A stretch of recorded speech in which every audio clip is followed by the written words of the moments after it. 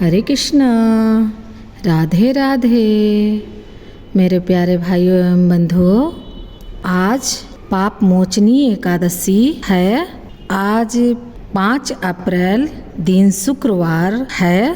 5 अप्रैल दिन शुक्रवार को पाप मोचनी एकादशी का उपवास 5:37 से प्रारंभ हो रहा है और अगला दिन 6 अप्रैल शनिवार को 5:36 से 9:47 तक पारण है। आप उचित समय पर पारण जरूर करें ताकि आपको फल प्राप्त हो सके।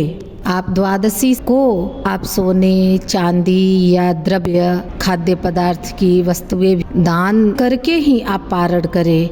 ऐसा करने से हमारे फल नष्ट नहीं होते हैं, हमें पूर्ण रूप से फल की प्राप्ति होती है। अब मैं पाप मोचनी एकादशी का कथा प्रारंभ करने जा रही हूँ।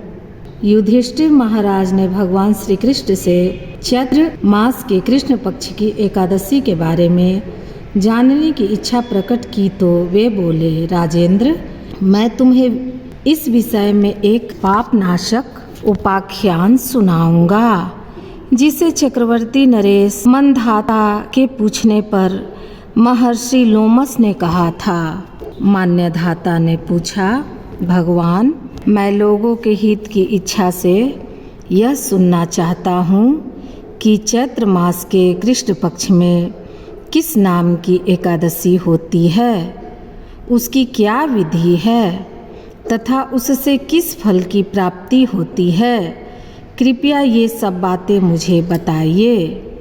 लोमस जी ने कहा, नृपश्रेष्ठ, पूर्व काल की बात है।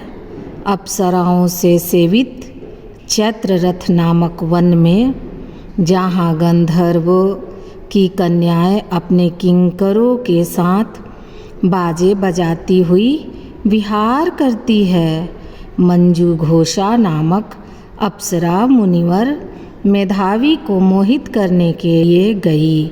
वे महर्षि चैत्ररथ वन में रहकर ब्रह्मचर्य के पालन करते थे। मंजू घोषा मुनि के भय से आश्रम से 1 कोस दूर ही ठहर गई और सुंदर ढंग से वीणा बजाती हुई मधुर गीत गाने लगी। मुनि श्रेष्ठ मेधावी घूमते हुए उधर जा निकले और उस सुंदर अप्सरा को इस प्रकार गान करते देख बरबसी मोह के वशीभूत हो गए।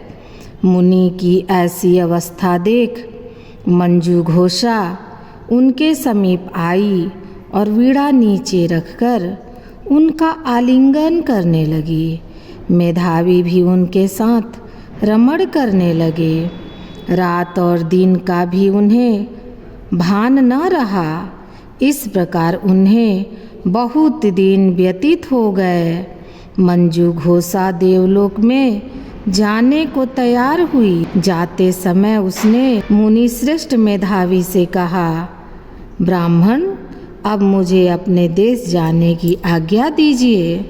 मेधावी बोले, देवी, जब तक सवेरे की संध्या न हो जाए तब तक मेरे ही पास ठहरो।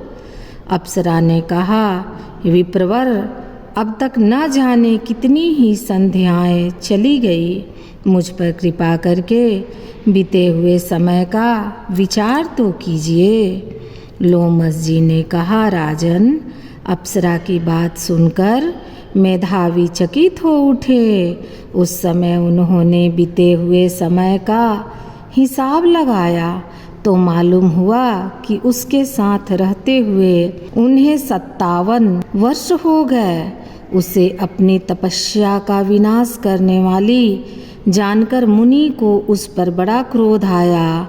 उन्होंने शाप देते हुए कहा, पापिनी, तू पिचासी हो जा।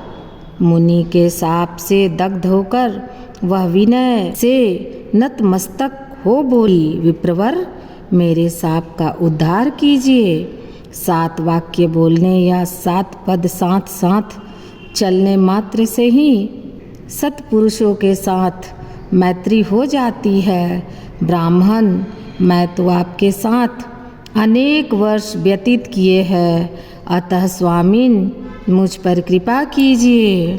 मुनि बोले, भद्रे क्या करूं? तुमने मेरी बहुत बड़ी तपस्या नष्ट कर डाली। फिर भी सुनो, चैत्र कृष्ण पक्ष में जो एकादशी आती है उसका नाम है पाप मोचनी। वह साप से उद्धार करने वाली तथा सब पापों का क्षय करने वाली है। सुंदरी, उसका व्रत करने पर तुम्हारी पिशाचता दूर होगी। ऐसा कहकर मेधावी अपने पिता मुनिवर च्यवन के आश्रम पर गए। उन्हें आया देख च्यवन ने पूछा, बेटा यह क्या किया तुमने? अपने पुण्य का नाश कर डाला। मेधावी बोले, पिताजी मैंने अप्सरा के साथ रमण करने का पातक किया है। अब आप ही कोई ऐसा प्रायश्चित बताइए जिससे पातक का नाश हो जाए। च्यवन ने कहा, बेटा चैत्र कृष्ण पक्ष में जो पाप मोचनी एकादशी आती है उसका व्रत करने पर पाप राशि का विनाश हो जाएगा।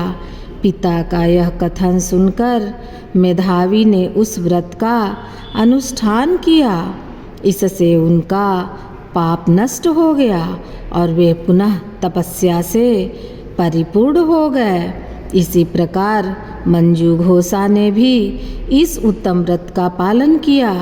पाप मोचनी का व्रत करने के कारण वह पिशाच योनि से मुक्त हुई और दिव्य रूप धारणी श्रेष्ठ अप्सरा होकर स्वर्गलोक में चली गई।